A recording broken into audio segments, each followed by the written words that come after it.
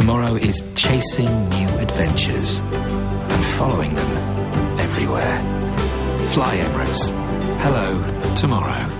13வது அரசியலமைப்பு திருத்தம் தொடர்பிலும் வடமாகாண சபை தேர்தல் தொடர்பிலும் பல்வேறு தரப்பினர் பல்வேறு கருத்துக்களை வெளியிட்டனர்.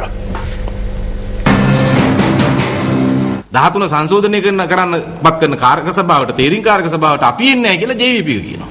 13வது அரசியலமைப்பு திருத்தம் தொடர்பில் நியமிக்கப்பட்ட தெரிவுக்குழுவில் பங்கேற்பதில்லை என மக்கள் விடுதலை முன்னணி தெரிவிக்கின்றது. 13இல் திருத்தம் அவசியமில்லை, முடியுமானால் முற்றாக நீக்குமாறு அவர்கள் கூறுகின்றனர். அதாவது அவ்வாறே செல்லுமாறு கூறுகின்றனர். அதில் உள்ள அதிகாரத்தில் திருத்தம் மேற்கொள்ளுமாறு நாம் மே தினத்திலிருந்தே கூறுகின்றோம்.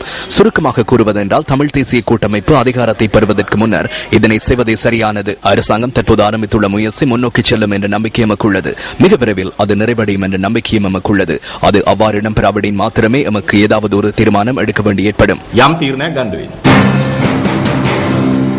ආණ්ඩුව තුලින් සිංහල ජාතිවාදී කණ්ඩායම මතය හදමින් යන්නේ.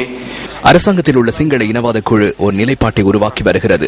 கிழக்கு மாகாணத்தில் பிரச்சனை இல்லை, தெற்கில் பிரச்சனை இல்லை, மத்திய மாகாணத்தில் பிரச்சனை இல்லை. வடமாகாண சபை தேர்தலை நடத்தும் போது துண்டாடுமாறு கூறுகின்றனர். இன்று தமிழ் மக்கள் எதிர்நோக்கும் பிரச்சனைகள் உள்ளன. அவற்றுக்கு உறுதியாக தீர்வுகளை பெற்றுக் கொடுக்க வேண்டும். அதனை பெற்றுக் கொடுப்பதற்கு பதிலாக அதற்கு தீர்வாக அமையாத மாகாண சபை முறையை பிடித்துக் கொண்டு விவாதம் மேற்கொள்வது ஏன்? அதனை முழுமையாக வழங்க முற்படுவதில்லை என்பதை புலப்படுகிறது. மறுபுறம் குறைவில்லாத மாகாண சபை அவசியம் என்று கூறுகின்றனர்.